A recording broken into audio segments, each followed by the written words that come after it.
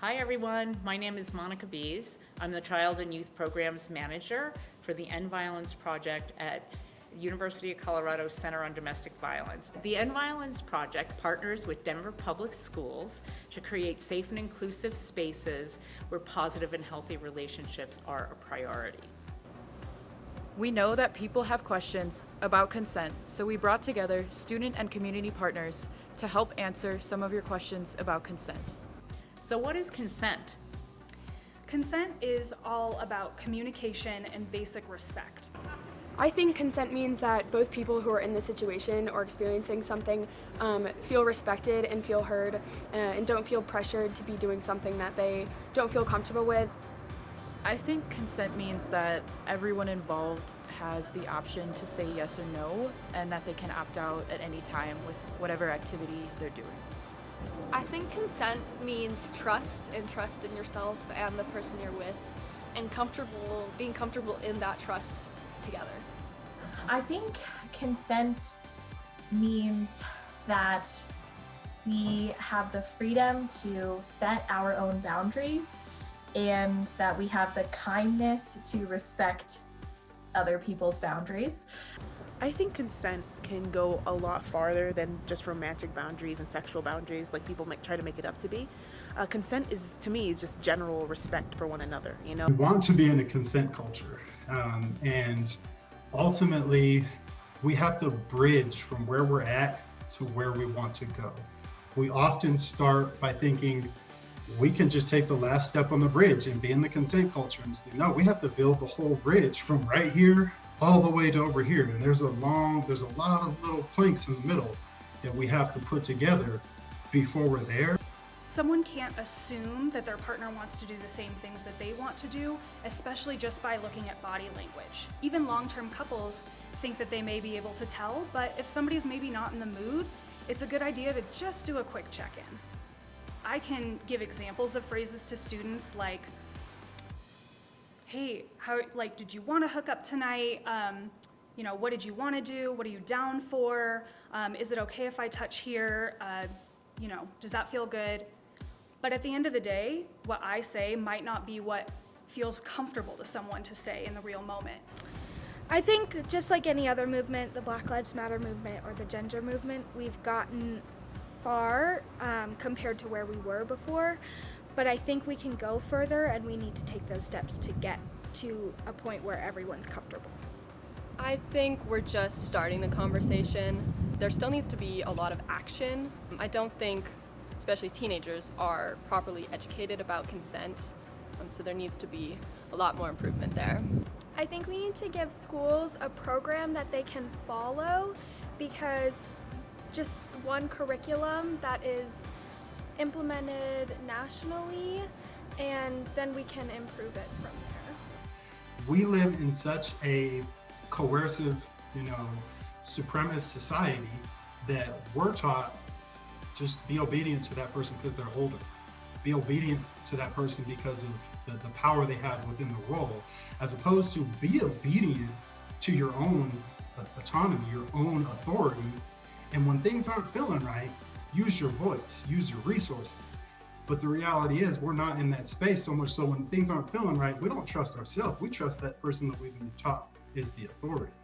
So there's so much work that needs to, be done to transform the way we approach sexual health education. And then when we get to high school, it needs to be ongoing, because now we're with a population where sexual activity is heightened. Not for everybody, but for some folks. And abstinence only isn't working for everybody. So making sure that this is ongoing in high school, making sure this is ongoing. We have a high rate of sexual assault on college campuses. We need this comprehensive education to be baked into our education system from preschool all the way through college in ways that prioritize social emotional health and sexual education, just like breathing. We have math and reading, and we have physical education all throughout. We need social emotional all throughout. We need sexual development and consent development all throughout. Right now, I am really encouraged that youth are raising their voices, and they are really asking for things like how can we make our schools safer, more inclusive, free of sexual harassment, and also how can we have comprehensive sex education so that all students across the schools are educated about consent. And I think something that's misconstrued within society today is that a lack of no means yes, which is kind of problematic in the sense that people don't really understand when people are okay with something, because sometimes people can be like uncomfortable with a certain thing that's going on, but if they don't say anything, it's still technically consent, and I think that's something that needs to be debunked. Asking questions and saying like, hey, is this cool with you? Or are you interested in this? Or do you want to do this? And being open to whatever the response is. It's being willing to engage in that conversation, and it doesn't have to be super explicit around like, hey, are we, having sex or not? Because it's not all about that. It really is about exploring what someone feels comfortable with in any situation, and it all matters. Well, I feel like, like a lot of people think that consent is a really big deal and that, oh my God, I can't do it, asking all the time. It's, it's not. Whenever you feel unsure or uncertain about a certain thing, you can always be like, hey, is that okay if I ask this? Or if it's okay if I say this? Is it okay if I tell this person this?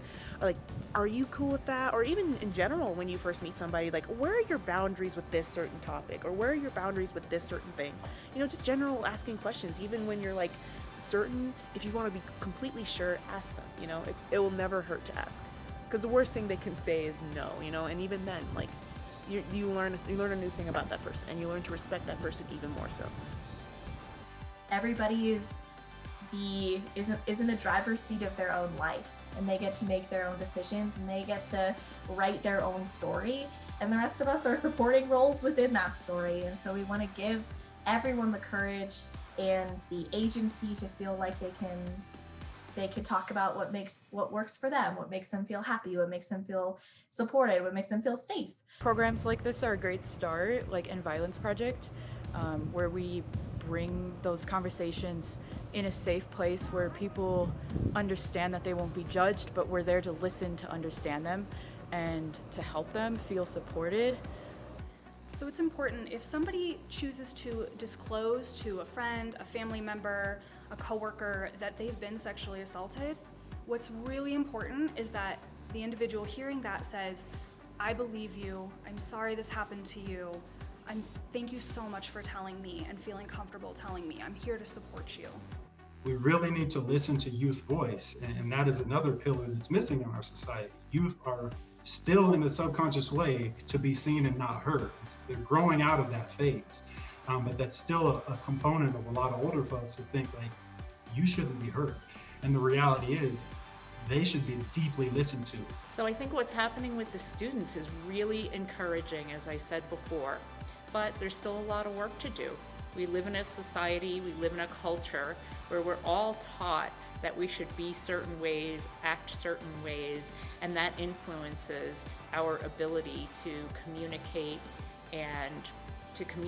in our relationships, and to understand what our roles are, and to understand that we have the power and control over who we are in our relationships.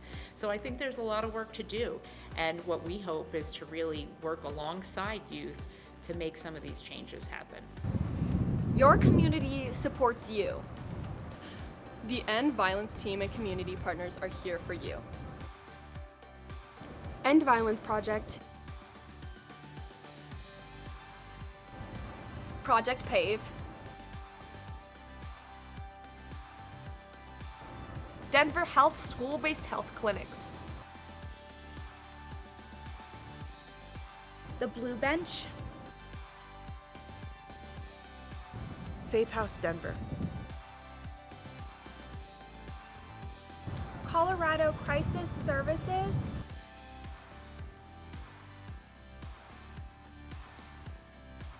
Love is respect.